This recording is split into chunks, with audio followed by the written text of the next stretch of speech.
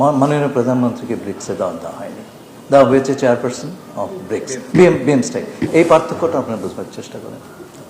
এর আগে ভারতীয় প্রধানমন্ত্রী মিস্টার নরেন্দ্র মোদী আমাদের মাননীয় প্রধানমন্ত্রীকে একটা চিঠি লিখেছিলেন এবং সেই চিঠিটি আমাদের সরকার গঠনের দিন হস্তান্তর করা হয়েছিল। সেখানে তিনি আমন্ত্রণ জানিয়েছেন। 3 তারিখ ঠিক হয়নি, কিন্তু আমন্ত্রণ একটা আছে, সেটা আমরা দেখব। দণ্ডপ্রাপ্ত হাসিনা, তার জায়গা হচ্ছে জুডিশিয়ারি। বাংলাদেশের একটা কম্পিটেন্ট কোর্ট তার বিচার করেছে, তাকে দণ্ড দিয়েছে।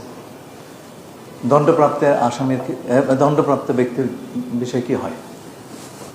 তাকে কাস্টডিতে নেওয়া হয় এবং তার যদি কিছু বক্তব্য থাকে, আত্মপক্ষ সমর্থনের কিছু থাকে, সেটা আদালতে বলবে।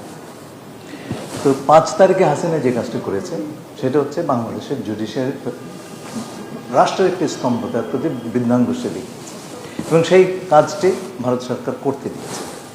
সুতরাং আমরা এই কথাটা আমি গতকালকেও বলেছি যে আমাদের রাষ্ট্রে পুরো কাঠামোর প্রতি আমরা চাই সারা বিশ্বের সকল দেশ শ্রদ্ধাশীল হোক। আমরা তো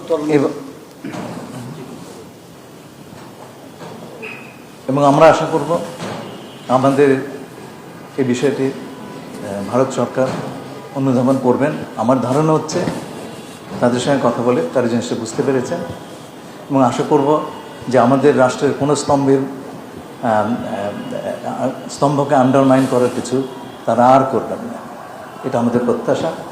এবং আমার তাদের সঙ্গে আমার যা কথা হয়েছে তাতে আমি কিছুটা হলেও আশ্বস্ত যে এই ঘটনার পুনরাবৃত্তি হবে না। সম্পর্ক স্বাভাবিক কবে নাগাদ হবে এবং গঙ্গা চুক্তি নবায়ন আমাদের জন্য একটা বড় মাথা ব্যথা।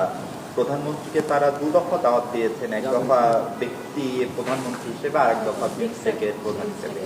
আমরা কি বিমস্টেক বা এই দাওয়াতটার কোনোটা কবুল করলাম? প্রথম কথা হচ্ছে আমি গণক না, সুতরাং বলতে পারবো না কোন দিন এটা হচ্ছে।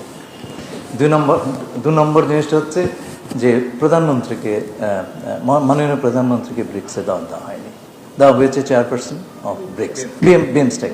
এই পার্থক্যটা আপনারা বুঝবার চেষ্টা করেন। এর আগে ভারতীয় প্রধানমন্ত্রী মিস্টার নরেন্দ্র মোদী আমাদের মাননীয় প্রধানমন্ত্রীকে একটা চিঠি লিখেছিলেন এবং সেই চিঠিটি আমাদের সরকার গঠনের দিন হস্তান্তর করা হয়েছিল। সেখানে তিনি আমন্ত্রণ জানিয়েছেন।